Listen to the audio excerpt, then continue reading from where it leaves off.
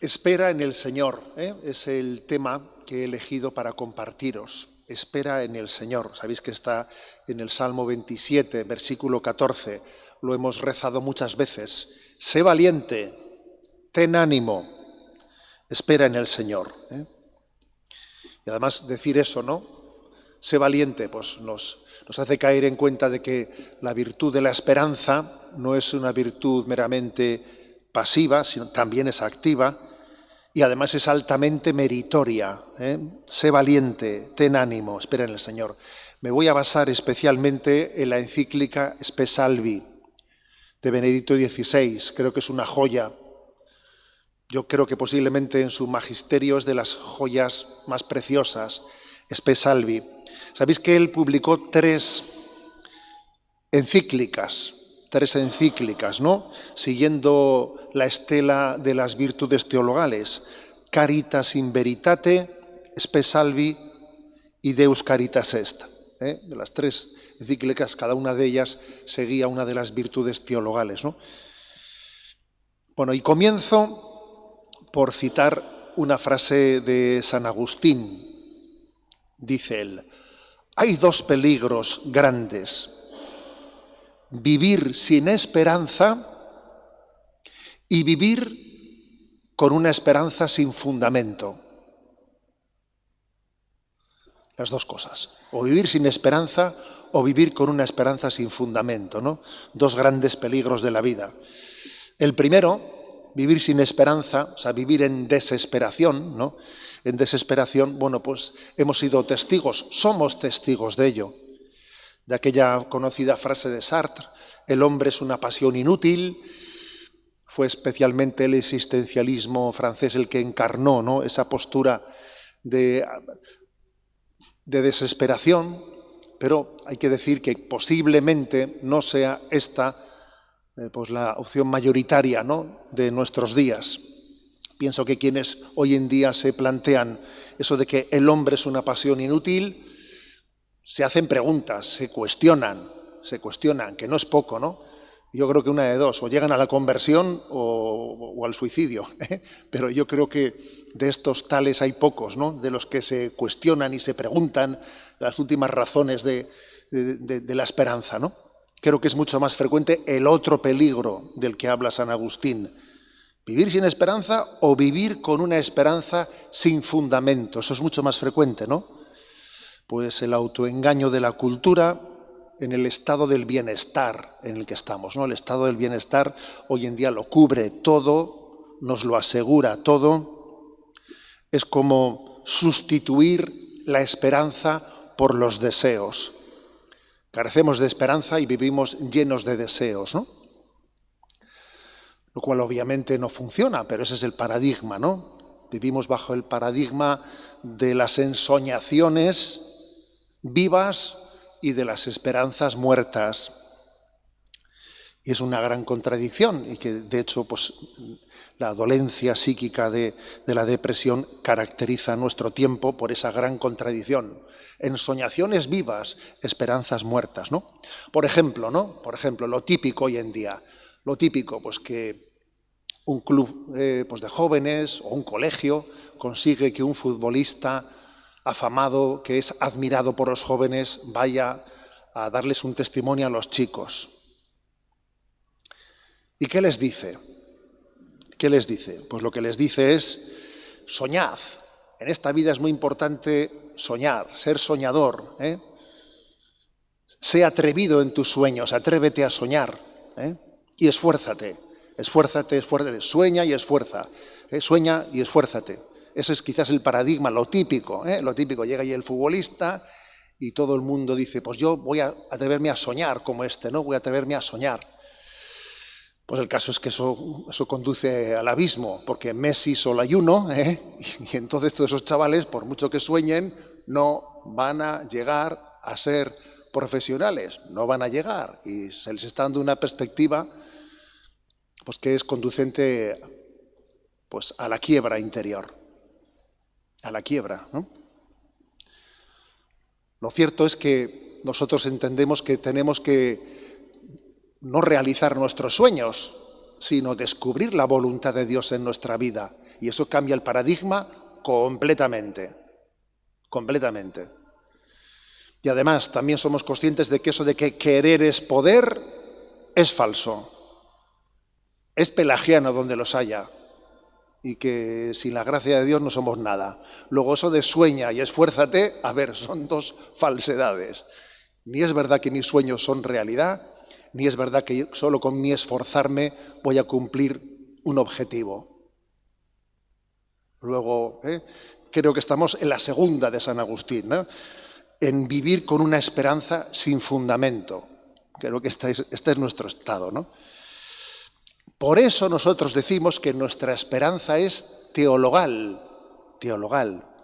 Nuestra esperanza es Cristo. Nuestra esperanza es su resurrección, su parusía. Y huimos de los falsos optimismos antropológicos. Que además es curioso, ¿no? Que al mismo tiempo exista un optimismo antropológico y luego fácilmente, ¿no?, pues una desesperación. Aquí la presunción y la desesperación se suelen dar de la mano, se suelen dar de la mano. No sé si habéis oído el chiste ese que dice, era uno tan gordo que se caía de la cama a la vez por los dos lados, ¿no? Pues yo creo que pasa algo por el estilo aquí, que podemos caernos al mismo tiempo de presunción y de desesperación, de supuesto optimismo antropológico y luego de venirte abajo, ¿no? Nosotros no partimos de un optimismo antropológico. De hecho, San Agustín nuevamente dice, una cosa es amar al hombre y otra poner la esperanza en el hombre. Y tanta diferencia hay que Dios manda lo primero y prohíbe lo segundo. Fíjate tú, Nosotros estamos llamados a amar al hombre, no a poner nuestra esperanza en el hombre, no, porque sabemos que nuestra esperanza está en Dios y que todos somos frágiles.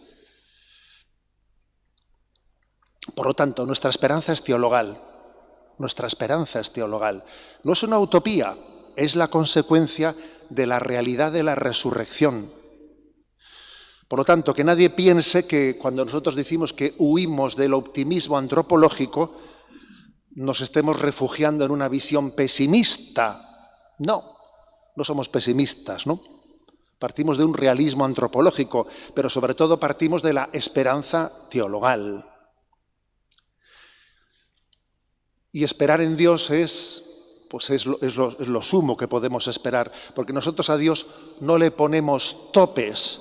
Poner tope a la esperanza teologal es hacerle tacaño a Dios, es no creer en su poder, es no creer en su misericordia. Nada es imposible para Dios. Tú fíjate si tenemos optimismo en la esperanza teologal, que esperamos que Dios nos haga santos, que eso sí que es esperar, madre mía. Esperamos que Dios va a realizar la santificación de nuestras vidas, ¿no? Por lo tanto, la esperanza teologal es educadora de nuestros deseos humanos, de manera que va educando los deseos para que permanezcan abiertos a la trascendencia, para que apunten hacia la virtud teologal, para que las esperanzas humanas apunten a la esperanza teologal. De hecho, la etimología de la palabra desear es muy curiosa, porque desear, desiderare, desiderium, hace referencia a las estrellas, sidera, a mirar al cielo como la fuente de una plenitud añorada. Por lo tanto, el Señor educa nuestros deseos para apuntarlos a la trascendencia, para apuntarlos a la esperanza teologal.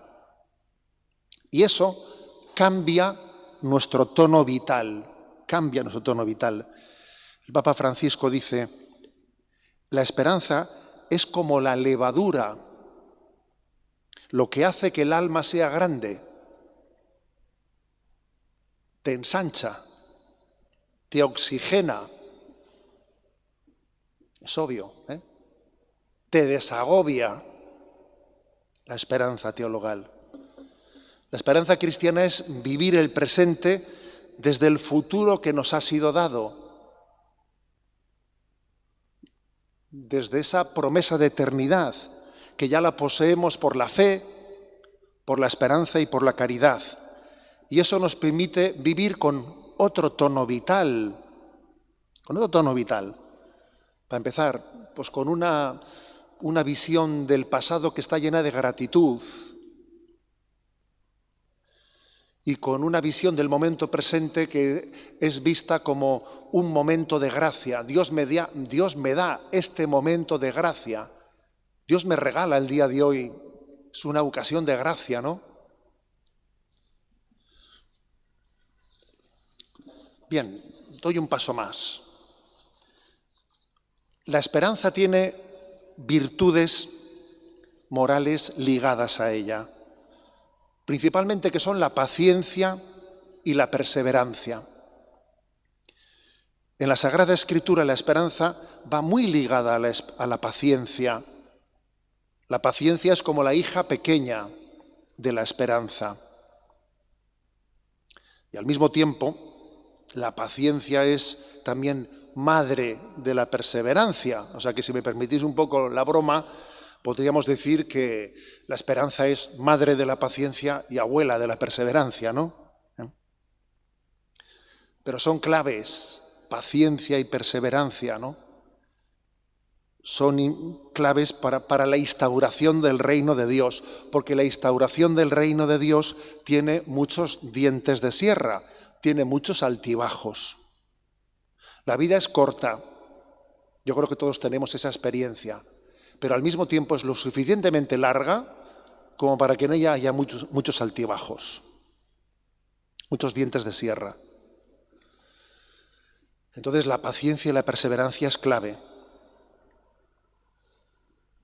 Decía Tolkien que la vida es una larga derrota con atisbos intercalados de la victoria final a la que nos conducimos, ¿no? De derrota en derrota hasta la victoria definitiva. Lo cierto es que tampoco es cierto, ¿no?, que todos sean derrotas, pero sí hay muchos dientes de sierra, muchos dientes de sierra. Por lo tanto, ¿no?, la importancia de que veamos de que la virtud teologal está también unida a las virtudes morales. A veces hemos hecho una distinción, una separación entre virtudes morales y virtudes teologales. No. La esperanza da luz la paciencia y da luz la perseverancia. Con lo cual tenemos que hacer una afirmación, ¿no?, que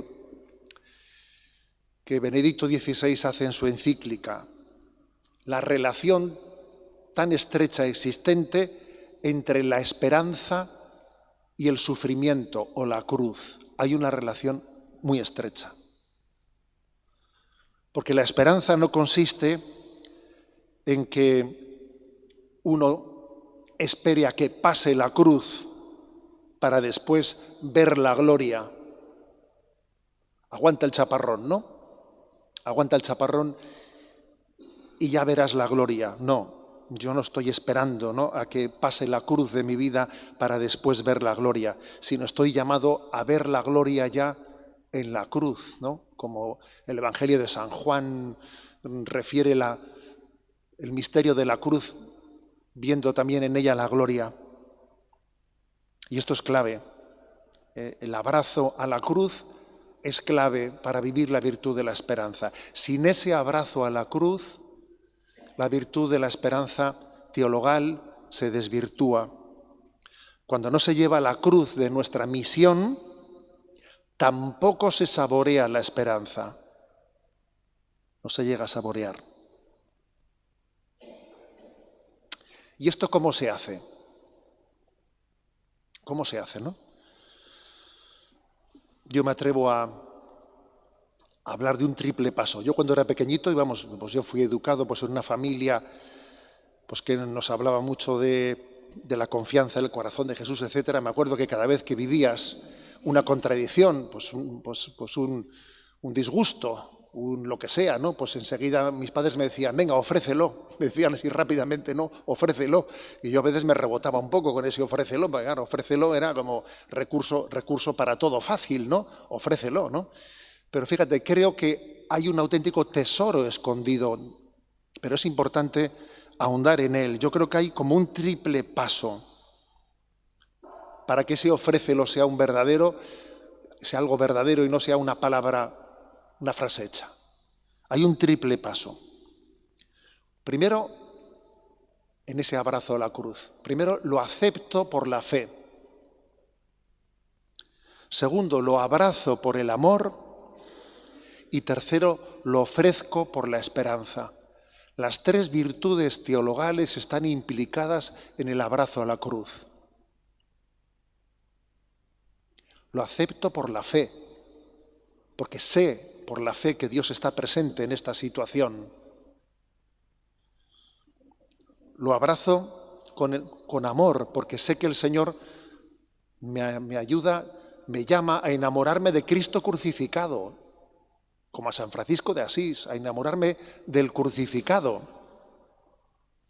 Y lo ofrezco con esperanza, porque sé que no hay nada inútil, todo confluye para la gloria de Dios, unido a la ofrenda de Cristo. Por eso decíamos que no hay esperanza sin el abrazo a la cruz, que incluye la aceptación de la fe, el abrazo del amor y el ofrecimiento de la esperanza. Hay muchos testigos, ¿no? Testigos de esto. Por ejemplo, pues yo creo que un testigo impresionante es el Josefina Vaquita. Sabemos de su vida, ¿no? Nacida en Sudán en 1869 y cómo vivió en la esclavitud y cómo esperó y cómo vivió toda aquella situación de injusticia esperando en el Señor, Y su esperanza no fue que viniese Espartaco, ¿sabes? Porque claro, uno hubiese dicho en esa situación que venga Espartaco, esa no fue su esperanza. Su esperanza fue Jesús. Su esperanza fue Jesús, ¿no? Que hizo que su humillación fuese dignificada y totalmente ofrecida a Dios, ¿no? En un abrazo impresionante, ¿no? Ella sabía que su único dueño era Dios nuestro Señor. Sabía eso, por lo tanto nunca perdió la esperanza teologal. Sabía que Jesús no le había traicionado, que en cada momento no le estaba configurando con él en el abrazo a la cruz. Es un testigo de la esperanza impresionante. Josefina Vaquita. Doy un paso más. En Spe Salvi se habla de que la virtud de la esperanza no está únicamente unida a la cruz, al abrazo en esperanza de la cruz, ¿no? Sino que la virtud teologal de la esperanza está también ligada a nuestra fe en el juicio de Dios, a nuestra fe en que Dios hará justicia. La última palabra la tiene Dios. La última palabra la tiene Dios. Dice Spe Salvi, ¿no? Así tenemos que entender el juicio de Dios. Es curioso que nosotros rezamos en el credo, ¿no? Y vendrá como juez de vivos y muertos, etcétera. Pero tenemos que reconocer que a la palabra juicio, a la palabra juez, pues se le ha añadido un componente antipático muy grande. Muy grande. De hecho, te encuentras por ahí algunos misales, que algunos me he encontrado yo, han sido un poco antiguos, en los que alguno se ha atrevido a corregir algunas palabras, ¿no? Algunas veces de la oración colecta, cuando dice Dios Todopoderoso, de repente alguien ha puesto Dios Todobondadoso, ha dicho voy a mejorar el original, ¿no? También me he encontrado eso en el credo, que alguno en su comunidad cristiana, en vez de decir vendrá como juez, ha tachado eso y vendrá como padre, digo, mejorando el original tú, Pero detrás de eso detrás de eso obviamente se esconde una falta de conciencia de que el juicio de Dios es nuestra esperanza. El juicio de Dios es nuestra esperanza. Que venga Dios y haga justicia. El mal no tiene la última palabra. La última palabra es la justicia y la santidad de Dios. Por eso tenemos que pedir la gracia de no tener temor a su llegada y de tener esperanza en el juicio de Dios. La pregunta es si yo espero el juicio de Dios como el día de mi liberación o le tengo miedo como el día en el que se desenmascare, ¿no?, mi vida de pecado. Creo que una virtud teologal de la esperanza vivida sanamente, en plenitud, ama la parusía, la llegada de Dios. A este respecto os refiero una anécdota histórica que en una ocasión escuché yo, ¿no?, a un director de ejercicios espirituales, que creo que es muy luminosa. Todos sabemos lo que ocurrió en los campos de concentración de la Segunda Guerra Mundial, ¿no?, en Auschwitz y en tantos otros. Cuando se acercaba la liberación, cuando ya había noticias de que los rusos y los americanos se iban acercando, que la liberación iba a ser inminente, pues había una expectación de ese momento de liberación, ¿no? También un miedo de que fuesen asesinados antes de esa liberación. Y cuando llegó el día de la liberación, pasó paradójicamente lo siguiente, que no todos lo celebraron de la misma manera, porque es que en el sistema de los campos de concentración, para poder haber realizado, ¿no?, pues esa subyugación, esa esclavitud tan grande, en el fondo, habían sido muy pocos los guardias de las SS que habían estado allí presentes, muy pocos. Aquello fue posible porque habían buscado colaboración en internos, en presos, que a cambio de aliviarles un poco la vida, a cambio de darles doble ración de comida o ropa un poco mejor, les habían convertido en colaboracionistas y en guardianes de sus hermanos. Y entonces habían colaborado con aquella ignominia. Y el día de la liberación, para ellos no fue una fiesta. Fue una fiesta para los que habían sido meramente víctimas. Pero para los otros, para quienes habían estado colaborando con aquel sistema, claro, no les detenían, porque llegaban los soldados y estos también eran presos, con lo cual detener no les detenían. ¿Cómo les van a detener? Eran presos, ¿no? Pero sin embargo ellos ese día no gozaban de la liberación, porque sabían que también, ¿no?, pues habían formado parte de la ignominia. Entonces yo creo que esto es una buena referencia, un buen paradigma para darnos cuenta de que la única forma, ¿no?, de esperar el juicio de Dios y esperar en Él y no tener temor a su llegada, pues es viviendo el compromiso de no pactar con el mal en esta vida. No pactar con el mal para aparentemente aliviar la espera de la llegada del Señor. También creo que es muy importante lo que dice Spesalvi referente al purgatorio. Yo os voy a decir que cuando yo leí esto en Spesalvi me impactó. Dice Benedicto XVI, aclara que esto lo afirma no bajo la autoridad del magisterio, sino dice, esto es una opinión mía personal. Dice él que piensa que el estado mayoritario de las almas en el momento de la muerte no será el estar suficientemente purificados para poder ver a Dios, pero ni tampoco el tener una plena maldad de cerrazón ante la gracia, consciente y libre, para recibir la condenación. Dice, yo creo que el estado mayoritario de muchas almas será el estado de la purificación, la necesidad de la purificación para poder ver a Dios, ¿no?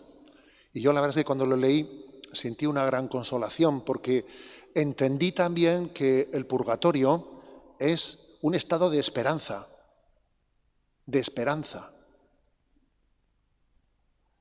y que oramos por nuestros difuntos porque tenemos esperanza de que al final la obra de la santidad de Dios se va a consumar, a pesar de nuestras de nuestras contradicciones, a pesar de que también hemos sido colaboracionistas en nuestros campos de concentración, ¿no? Y Dios nos ofrece la misericordia de su purificación en esta vida y en la siguiente. Y en esta vida, por cierto, ¿no? Las purificaciones, pues eso, se muestran de tantas formas, ¿no?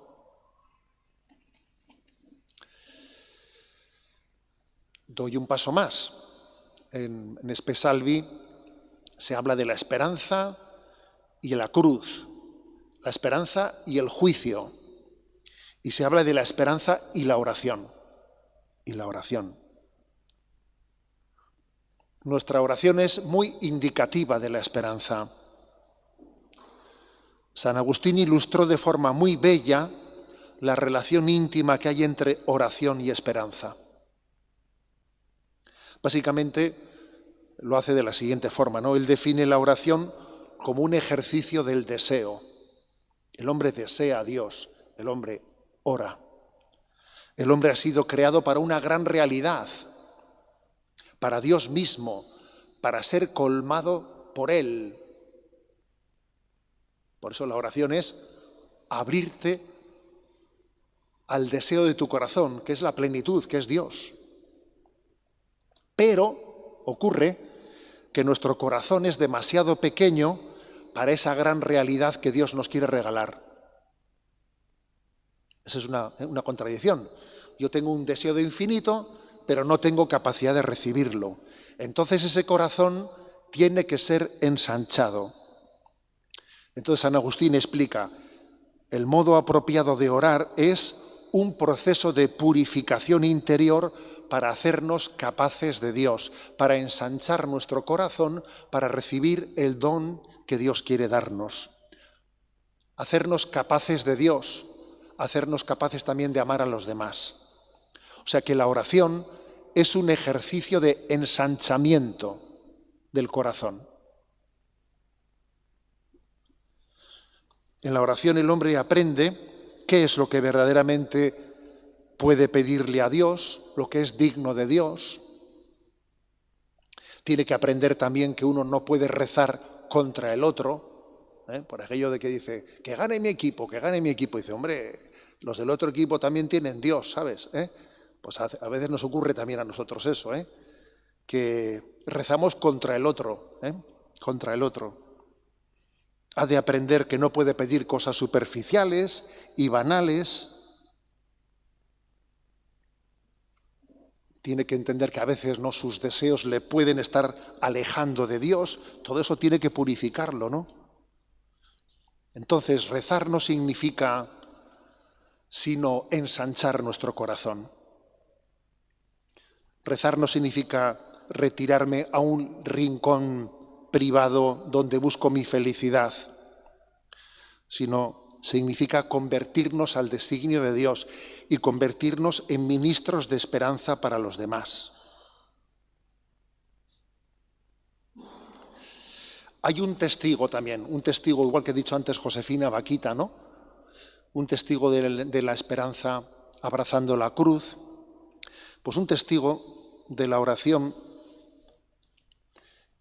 que se vive para ensanchar nuestra esperanza, que es la del cardenal Bantuán. Yo creo que el cardenal Bantuán, en ese famoso librito de los 5 panes y los 2 peces, nos da una enseñanza maravillosa de lo que es la oración para abrirnos a la virtud de la esperanza, ¿no? Leo 2 párrafos de su libro. Durante mi larga tribulación de 9 años de aislamiento en una celda sin ventanas, iluminado en ocasiones con luz eléctrica durante días enteros o a oscuras durante semanas, sentía que me sofocaba por efecto del calor, de la humedad. Estaba al borde de la locura. Yo era todavía un joven obispo con 8 años de experiencia pastoral. No podía dormir. Me atormentaba el pensamiento de tener que abandonar la diócesis, de dejar que se hundieran todas las obras que había levantado con mucho esfuerzo para Dios. Experimentaba una especie de revuelta en todo mi ser. Una noche, en lo más profundo de mi corazón, escuché una voz que me decía, ¿por qué te atormentas así? Tienes que distinguir entre Dios y las obras de Dios. Todo aquello que has hecho y querrías continuar haciendo, visitas pastorales, formación de seminaristas, religiosos, religiosas, laicos, jóvenes, construcción de escuelas, misiones, todo eso es una obra excelente, pero son las obras de Dios, no son Dios. Si Dios quiere ahora que tú dejes todas esas obras poniéndote en sus manos, hazlo inmediatamente y ten confianza en Él. Él confiará tus obras a otros, que serán más capaces que tú. Tú has escogido a Dios y no a sus obras. Esta luz me dio una nueva fuerza que ha cambiado totalmente mi manera de pensar, dice Bantuán, y me ha ayudado mucho a superar momentos que físicamente parecían imposibles de soportar. Desde aquel momento, una nueva paz llenó mi corazón y me acompañó durante 13 años de prisión. Sentía la debilidad humana, pero renovaba esta decisión frente a las situaciones difíciles y no me faltó nunca la paz. Escoger a Dios y no las obras de Dios. Este es el fundamento de la vida cristiana en todo tiempo.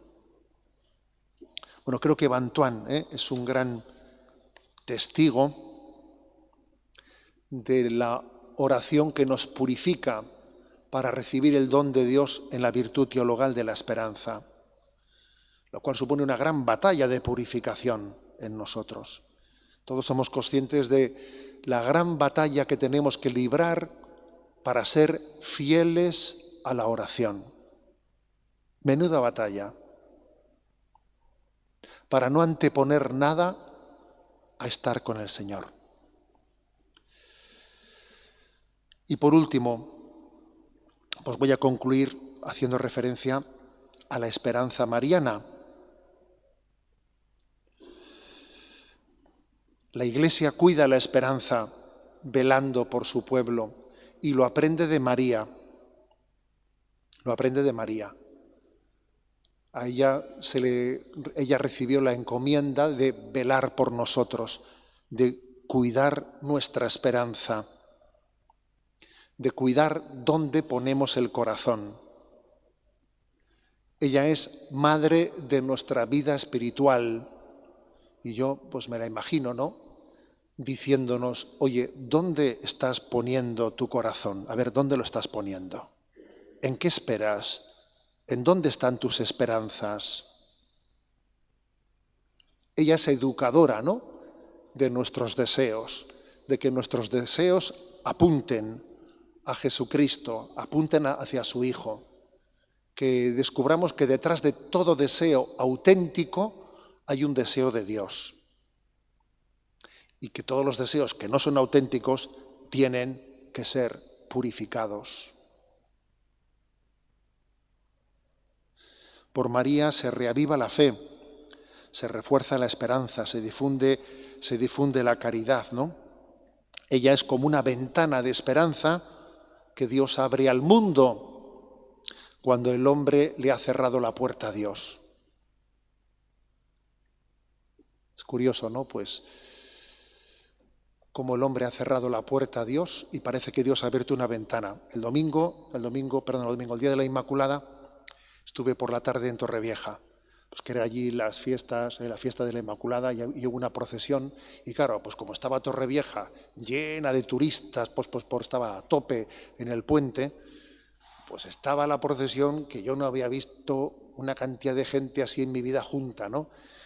Claro, pues había decenas de miles allí de turistas viendo, ¿no? Bueno, y también obviamente de torrevecenses, ¿no?, viendo la imagen de María. Y yo pensé esta frase, que es de Benedicto XVI en Fátima: María es como una ventana de esperanza que Dios abre al mundo cuando el hombre le ha cerrado la puerta a Dios. Y la belleza de María, esa fuerza de atracción, acaba siendo iluminadora de nuestra esperanza. La belleza de María, su belleza espiritual es una profecía de la felicidad que Dios nos quiere dar, ¿no? Y especialmente lo hemos mostrado, lo hemos vivido pues, en la celebración de la Inmaculada Concepción.